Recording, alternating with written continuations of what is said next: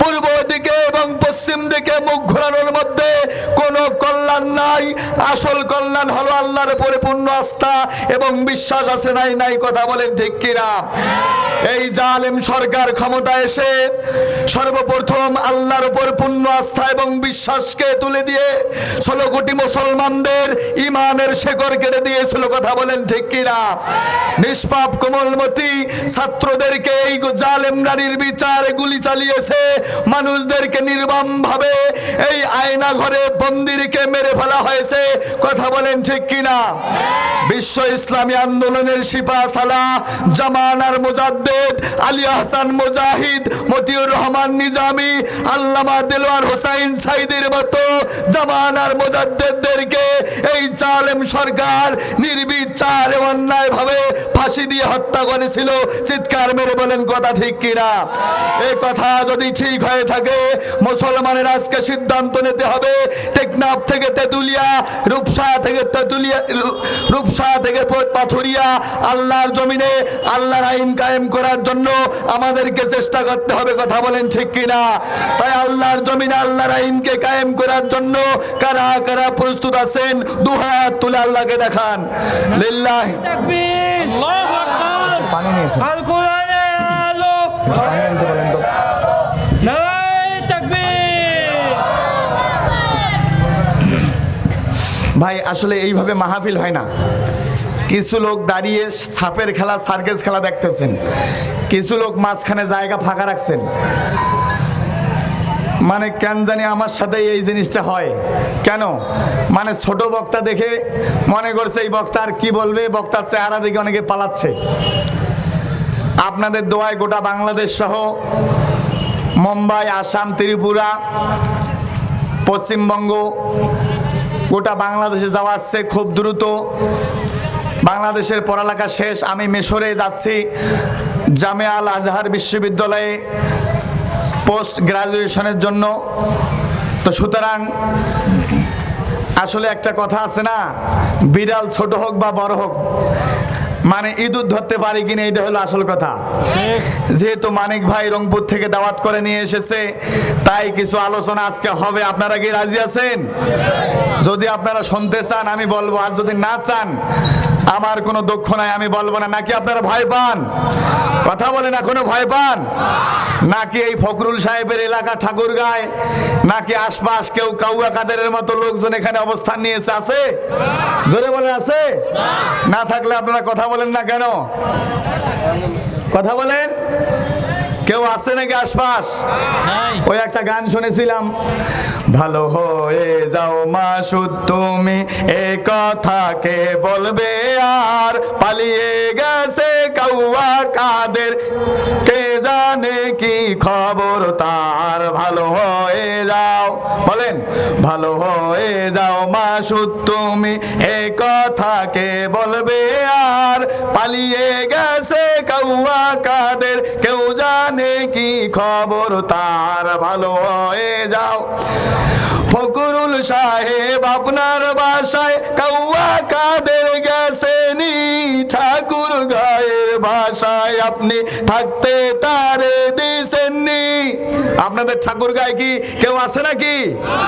তার সাথে যে হিসেব বাকি, তার সাথে যে হিসেব বাকি আছে কোটি জনতার, পালিয়ে গেছে কাউয়া কাদের কেউ জানে কি খবর তার। কি আশপাশ কেউ আছে? যদি না থাকে তাহলে বসতে হবে। আর যারা রাস্তাঘাটে ঘুরে বেড়াচ্ছে বসতে হবে, তাহলে এরা ভয় পায়। কথা বলেন ঠিক কিনা?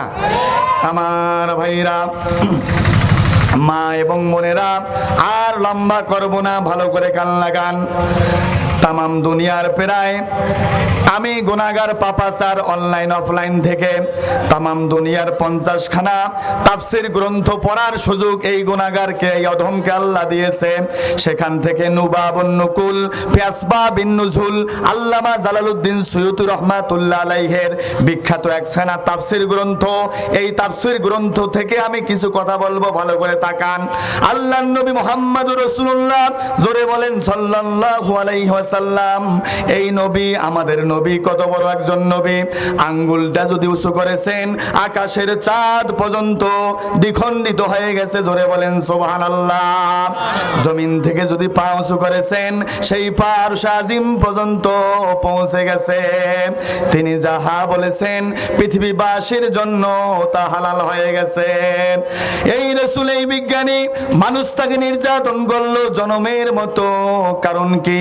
ওয়ামা নাকামু মিনহুম ইল্লা আইয়ুমিনু বিল্লাহিল আজিজিল হামিদ। সেই মহিমান্বিত সত্তার, সেই একত্ববাদের ঘোষণা যারা দেয় ইমানদারদের সাথে, ওই সমস্ত কোরআন বিরোধী ইসলাম বিরোধীদের দুশমনি করা ছাড়া আর কোনো কারণ নাই। একটাই কারণ, এরা মুসলমানদের সাথে দুশমনি করে যে তারা জমিনে তাওহীদকে প্রতিষ্ঠা করতে চায়। আল্লাহর জমিনে আল্লাহর আইন কায়েম করার অপরাধে সাহাবায়ে কেরামদের উপরে নির্যাতনের স্টিম রোলার চালালো আবু জেহেল সরকারের লোকেরা। যুগে যুগে যারাই কোরআনের কাজ করেছে, ইসলামের কথা বলেছে, তাদের উপরেই নির্যাতন এসেছে। আল্লামা সাইয়্যিদ কুতুব কোরআনুল কারীমের কথা বলার অপরাধে ওই জালেম শাহী সরকার নির্বিচারে তাকে পাগলা কুত্তা লেলিয়ে দিয়েছিল। আমার দেশের একজন কোরআনের পাখি দীর্ঘ 50টা বছর যাবত আল্লাহর কোরআনের কথা বলেছে। এই কোরআনের পাখির কোনো অপরাধ নাই। আল্লাহর জমিনে আল্লাহর আইনের কাজ করার অপরাধে আমার দেশের একজন কোরআনের পাখি আল্লামা সাইদি জালেম সরকার তাকে নির্বিচারে 13টা বছর যাবত বন্দি রেখে অন্যায়ভাবে হত্যা করেছে। কথা বলেন ঠিক কিনা? আল্লামা সাইদি তুমি মরনি, শহীদ হয়েছো তুমি এটাই জানি। আল্লামা সাইদি তুমি মরনি, শহীদ হয়েছো তুমি এটাই জানি। কারাগারে কাটালে 13টি বছর, বাতিল কেঁপেছে তোমায় দেখে থর থর। তুমি যে ছিলে মোদের নয়ন মনি, শহীদ হয়েছো তুমি এটাই জানি। দেহ মাঝে যতদিন ছিল তব প্রাণ, বলেছিলে তুমি সেই খোদারি কালাম। তাই তো তোমায় ভাবি প্রতিদিনই, শহীদ হয়েছো তুমি এটাই জানি। দেহ মাঝে যতদিন ছিল তব প্রাণ, বলেছিলে তুমি সেই খোদারি কালাম। কথা বলেন ঠিক কিনা? আমার ভাইরা একটু কালেমা পড়েন। লা ইলাহা ইল্লাল্লাহ, জোরে লা ইলাহা ইল্লাল্লাহ, লা ইলাহা ইল্লাল্লাহ, লা ইলাহা ইল্লাল্লাহ, জোরে লা ইলাহা ইল্লাল্লাহ, লা ইলাহা। আমার ভাইরা, আল্লাহর নবী অত্যাচার সহ্য করতে না পারে মক্কা থেকে মদিনার মধ্যে চলে গেলেন। যাইয়া দেখেন বাজার টৌটুম্বর হয়ে গেছে। একদল লোক সওদা ক্রয় করতেছে, আর একদল লোক সওদা বিক্রয় করতেছে। সেখানে ঈসা নবীর উম্মতরাও আছে, মুসা নবীর উম্মতরাও আছে, মদিনার অধিবাসীরাও রয়েছে। আল্লাহর নবী চিন্তা করলেন, এতগুলা লোককে তো আমি একসঙ্গে কখনো পাই না, যাই একটু দিনের দাওয়াত দেই, ইসলামের কথা বলি। যেই ভাবা তেই কাজ শুরু হয়ে গেল। মদিনার বাজারের মধ্যে একটা বড় কালো পাথর ছিল, কালো পাথর।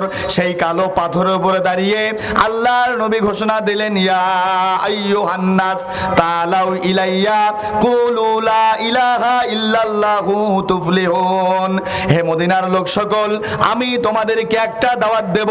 এই দাওয়াতটা যদি তোমরা গ্রহণ করতে পারো, এই দুনিয়ায় চির শান্তি পেয়ে আখিরাতে চির মুক্তি নিয়ে হাসতে হাসতে আল্লাহর জান্নাতে চলে যাব। জোরে বলেন সুবহানাল্লাহ। মদিনার বাজারের লোকেরা তাকিয়ে দেখে আমাদের মদিনার মধ্যে যেন আকাশের পূর্ণিমার চাঁদ উদিত হয়ে গেছে। জোরে বলেন সুবহানাল্লাহ। সবাই বলে উঠল, আব্দুল্লাহর বেটা মোহাম্মদ, তুমি মক্কা থেকে এসেছো, তুমি ভালো মানুষ, আমাদেরকে দাওয়াত দিয়ে কোনো লাভ নাই। এই মদিনায় একজন বড় আলেম আছে, বড় আলেম, তার নাম হলো কাব বিন আহবার। এই কাব বিন আহবার যদি তোমাকে নবী হিসাবে মানে, আমরা সবাই তোমার হাতে হাত রেখে কালেমা পড়ে মুসলমান হয়ে যাব, জোরে বলেন সুবহানাল্লাহ। আল্লাহর নবী চিন্তা করলেন নেতা যদি ইসলামপন্থী হয়ে যায় অধীনস্থরাও ইসলামপন্থী হয়ে যাবে। আবু বকর, ওমর, ওসমান, আলীকে নিয়ে আল্লাহর নবী চলে গেলেন কাব বিন আহবারের বাড়িতে। যাইয়া দেখেন বৃহস্পতিবার দিবাগত রাতে ঈশান নামাজের পরে তাওরাত কিতাবকে সামনে নিয়া কাব বিন আহবার তার জনপদের লোকের সামনে এরকম করে বক্তব্য দিতেছেন। আল্লাহর নবী তার হাতখানা ধরে বলেন, কাব বিন আহবার, আপনি এই মদিনার একজন বড় আলেম, আপনার তাওরাত মুখস্থ, জাবুর মুখস্থ, ইনজিল মুখস্থ, সহিফা সমূহের অধিকাংশ ইবারত আপনার মুখস্থ। আপনি ভালো করে জানেন এই পৃথিবীতে একজন শেষ নবী আসবে, শ্রেষ্ঠ নবী আসবে, যার পরে কোনো নবী আসবে না, যার পরে কোনো রিসালাত আসবে না। আমি সেই শ্রেষ্ঠ নবীর দাবিদার। আপনি আমার হাতে হাত রেখে কালেমা পড়ে মুসলমান হয়ে যান। মারা যাওয়ার পরে হাসতে হাসতে আল্লাহর জান্নাতে চলে যাব, জোরে বলেন সুবহানাল্লাহ। এই কথা বলার সঙ্গে সঙ্গে বড় আলেম কাব বিন আহবারের মাথা খারাপ হয়ে গেছে। বলে যে মোহাম্মদ, মা দালিলুকা, তোমার কাছে কি কোনো দলিল আছে যে তুমি বড় নবী, তুমি শেষ নবী? আল্লাহর নবী বলে, আমার কাছে কোনো দলিল নাই। কাব বিন আহবার বলে, মোহাম্মদ, তোমাকে আমরা দলিল প্রমাণ ছাড়া নবী হিসেবে মানব না। কথা বলেন ঠিক কিনা? আপনার আমার কলিজার টুকরা নবীর চক্ষুদায় বন্ধ করে দিলেন। আল্লাহ, আপনার আমার নবীর চোখের এত পাওয়ার, চক্ষুদায় বন্ধ করার সঙ্গে সঙ্গে আল্লাহর নবীর চোখের পাওয়ার, আল্লাহর নবীর চোখ চলে গেছে আরশ আজিমের মধ্যে। আল্লাহ পাক ফেরেশতা জিবরাইলকে পাঠিয়ে দিয়ে বললেন যে যাও যাও, আমার নবীর কাছে কোনো প্রমাণ না থাকতে পারে। কাব বিন আহবারের হাতের মধ্যে যে কিতাবখানা, ওই কিতাবের মধ্যে এক জায়গায় নয়, দুই জায়গায় নয়, প্রায় 80 মতান্তরে 82 জায়গায় আপনার আহমদ এবং মোহাম্মদ নামখানা আপনার জন্মের হাজার হাজার বছর আগে তাওরাত কিতাবের